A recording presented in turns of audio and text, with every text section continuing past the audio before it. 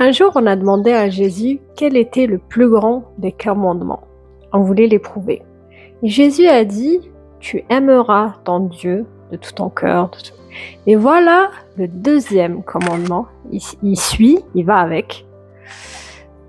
Tu aimeras ton prochain comme toi-même. C'est qui ton prochain? Les hommes, avec un grand H, que ce soit une femme ou un homme. Mais tu les aimeras comme toi-même. C'est fou, hein?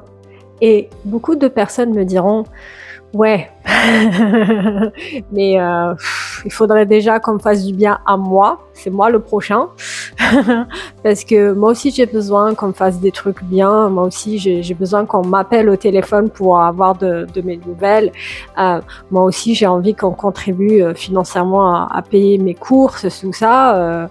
Faut déjà que moi je sois bien, hein, pour que je puisse aider les autres, hein, qu'on me fasse du bien à moi aussi.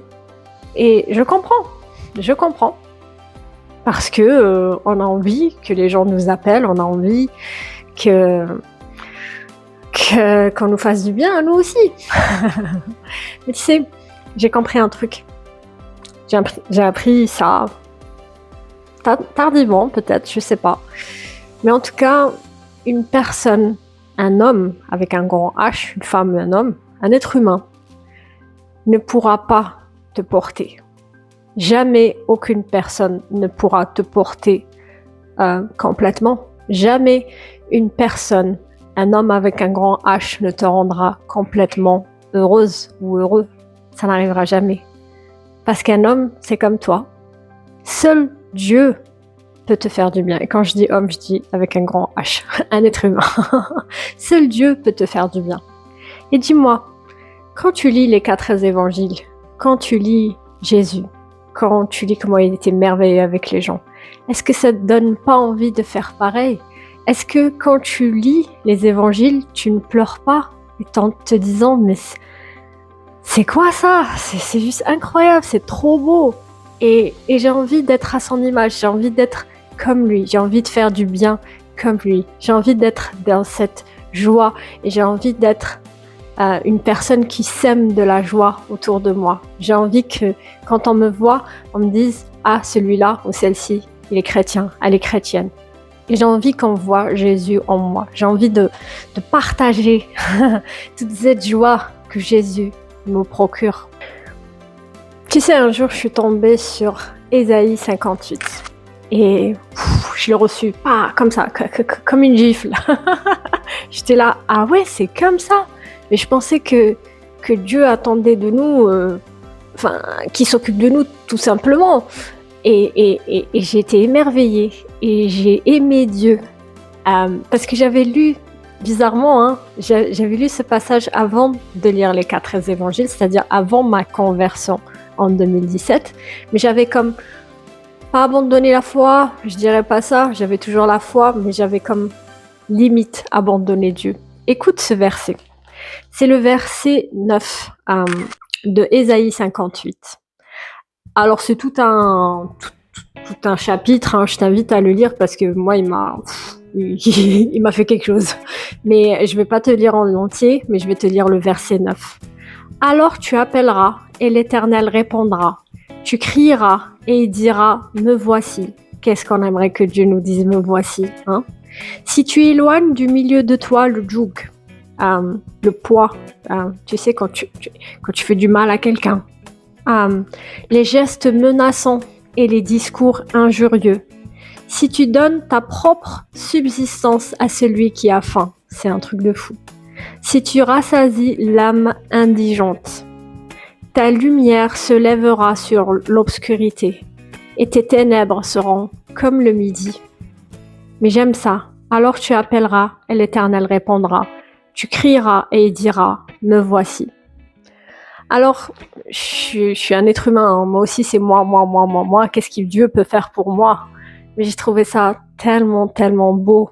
Et si tu veux que Dieu te dise « Me voici », qu'il soit tout le temps là présent, sois comme lui, sois généreux, fais du bien autour de toi, sème de la joie.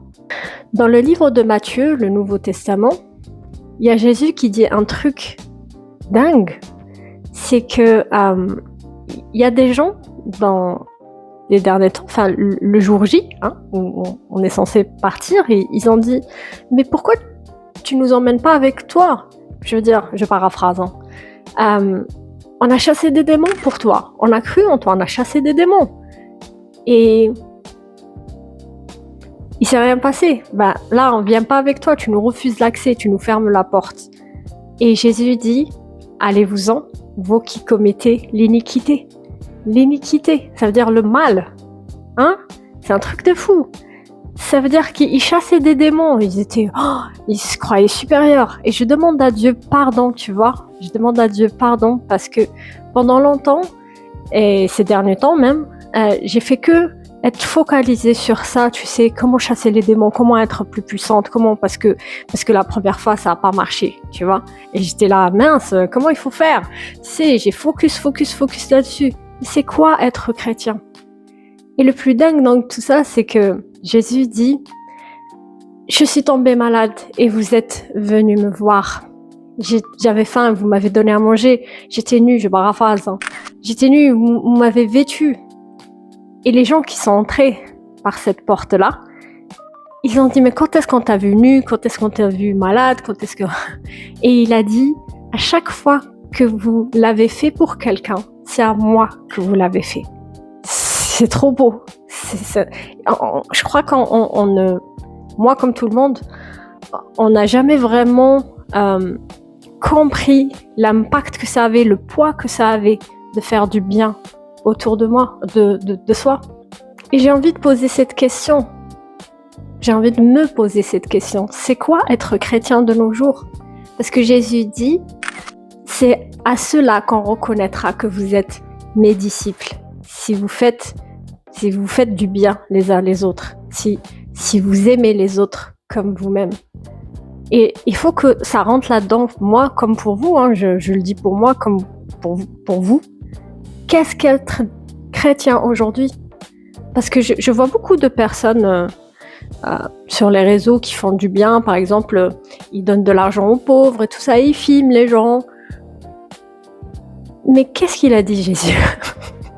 Que ta main droite ne sache pas ce que fait ta main gauche, que ta main gauche ne sache pas ce que fait ta main droite. Je paraphrase, je dis pas mot à mot peut-être, mais l'idée générale c'est ça.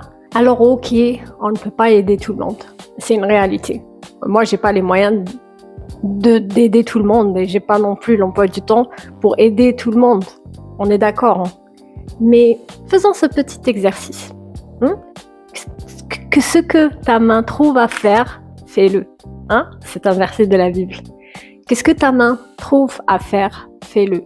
Si tu vois que tu peux aider une personne, aide-la. Ne détourne pas le regard, n'est-ce pas? Et si tu peux pas l'aider financièrement, si tu peux pas l'héberger, si tu peux pas, peu importe, au moins envoie un message de soutien.